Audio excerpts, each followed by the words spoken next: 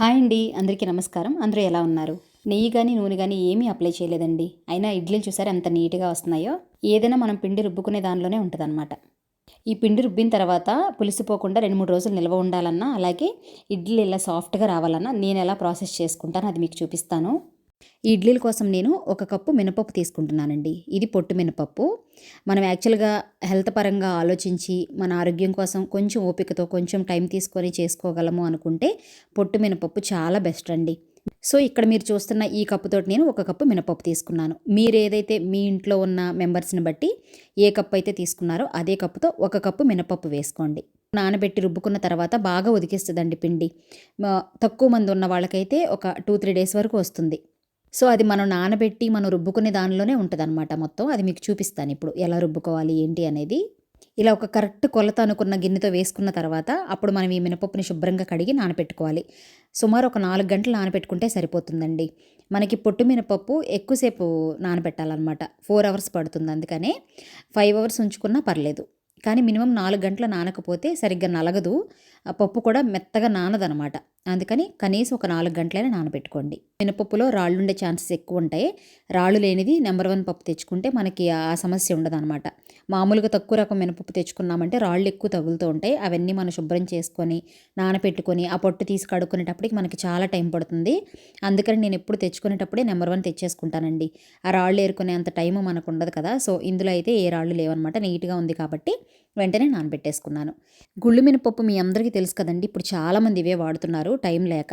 నేను కూడా ఈ మినపప్పు వాడుతున్నానండి. అది కూడా అప్పుడప్పుడు మాత్రమే. టైం లేదు, టైం సరిపోదు నానడానికి అనుకున్నప్పుడు మాత్రమే. ఇదనుకోండి 2 గంటల్లో నానిపోతుంది. ఇది కూడా ఒకసారి శుభ్రంగా కడిగి మంచినీళ్ళు వేసి నానబెట్టుకుంటాను. ఇది 2 అవర్స్ నానిన తర్వాత మనం చక్కగా రుబ్బేసుకోవచ్చు. పని కూడా త్వరగా అయిపోద్ది. కానీ కొంచెం హెల్త్ పరంగా ఆలోచించాలి అంటే దీనితో పోలిస్తే కొద్దిగా అది బెటర్ అనమాట. అందుకని పొట్టు మినపప్పు కూడా తెచ్చి పెట్టుకుంటే టైము ఉన్నప్పుడు, సమయం మనకి కుదురుతుంది అనుకున్నప్పుడు అది, అంత సమయం లేదు అనుకున్నప్పుడు ఇది. 2 వాడొచ్చు అని చెప్పి నేను ఇది కూడా ఉంచుకున్నాను. కానీ పొట్టు మినపప్పుకి ఎంతైతే మనం రవ్వ తీసుకుంటున్నామో గుళ్ళు మినపప్పు కూడా అంతేనండి.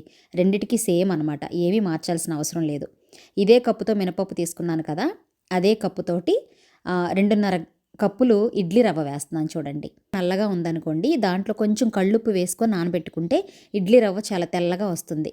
ఎక్కువసేపు నానబెట్టాల్సిన అవసరం లేదండి. మనం ఈ మినపప్పు నానబెట్టుకున్నాం కదా! ఇది మనం ఇలా కడిగి రుబ్బుకునే లోపు ఇడ్లీ రవ్వ నానిపోతుంది. అంటే ఒక అరగంట ముందు నానబెట్టుకుంటే చాలు. ఈ రవ్వ కడిగేటప్పుడు నాకు అమ్మ వాళ్ళు బాగా గుర్తొస్తారు. ఎందుకంటే చిన్నప్పుడు గారెలు వేయాలన్నా, ఇట్లా పిండి రుబ్బాలన్నా ఇలా కడిగి ఎక్కువసేపు ఇలా పొట్టు తీసి చేసేవారు కదా! మనం దగ్గర కూర్చొని చూస్తూ ఉండేవాళ్ళం.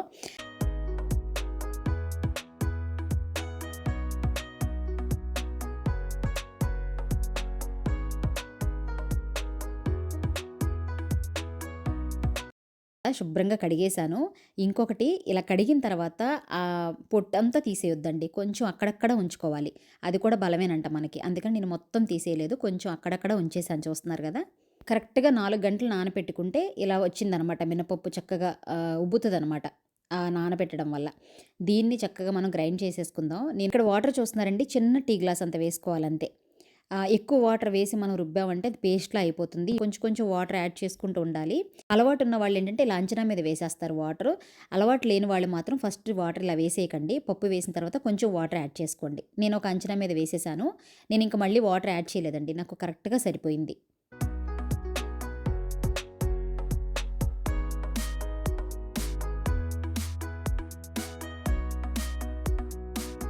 చూస్తున్నారా ఎంత మెత్తగా ఉందో పిండి. చక్కగా నలిగిపోయింది. జస్ట్ ఒక్క 5-10 మినిట్స్‌లో నలిగిపోద్ది. ఇలా నలిగితే చాలండి. ఇలా ఎలా ఉండాలంటే ఆహ్, పొంగినట్టుగా వస్తుంది చూసారా? దూదిలాగా అలా నలిగితే ఇడ్లీలు కూడా చాలా వస్తాయి. పిండి రుబ్బేటప్పుడే ఉంటదండి మ్యాజిక్ అంతా. పిండి గాని ఇలా నలిగిందంటే ఇంక ఇడ్లీలు వేసిన తర్వాత మనం ఆలోచించక్కర్లేదు. అవి బాగా వస్తాయని అర్థం. పిండి రుబ్బుకునేలోపు ఇడ్లీ రవ్వ కూడా చక్కగా నానిపోయిందండి. దీన్ని 2, 3 సార్లు కడిగి నేను ఆ పిండిలో కలిపేసుకుంటాను. ఈ ఇడ్లీ రవ్వని మనం రుబ్బిన పిండిలో కలిపేటప్పుడు అస్సలు వాటర్ లేకుండా ఇలా గట్టిగా పిండుతున్నాను చూసారా? ఇలా పిండుకొని అప్పుడు మనం రుబ్బుకున్న పిండిలో కలపాలి.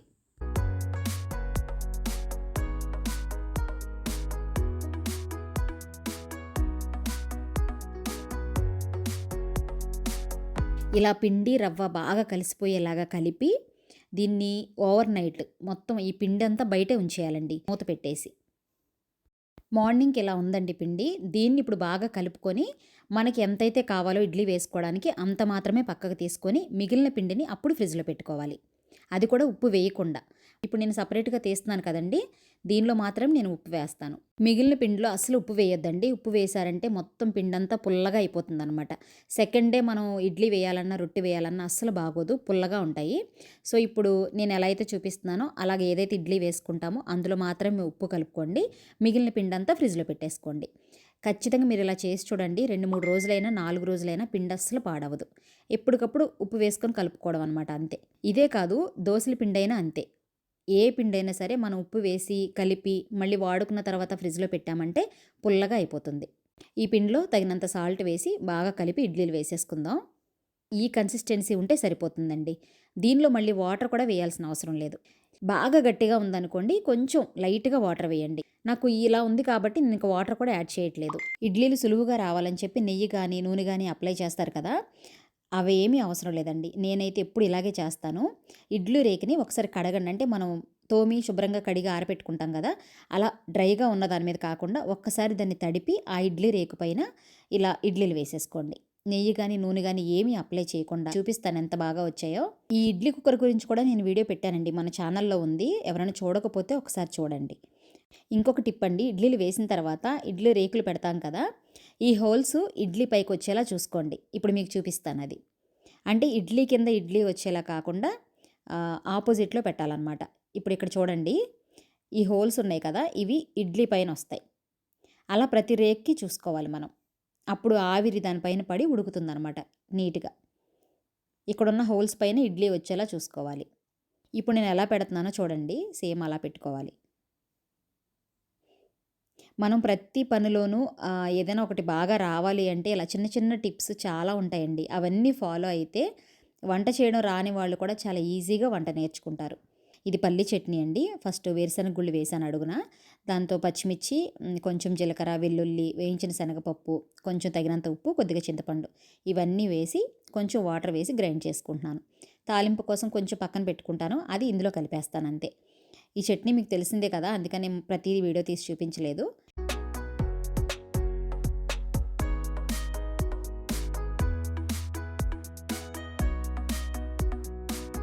చూద్దామండి ఇడ్లీలు ఎలా వచ్చాయో.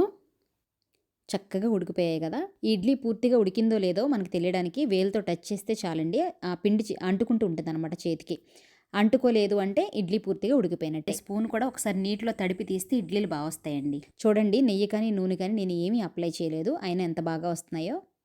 ఇలాంటి చిన్న చిన్న టిప్స్ ఫాలో అయితే చాలండి. మనం చేసే ప్రతి పని పర్ఫెక్ట్‌గా ఉంటుంది.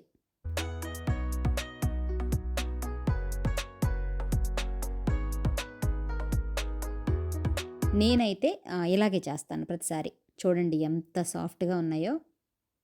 ఇంత మెత్తగా వస్తాయి.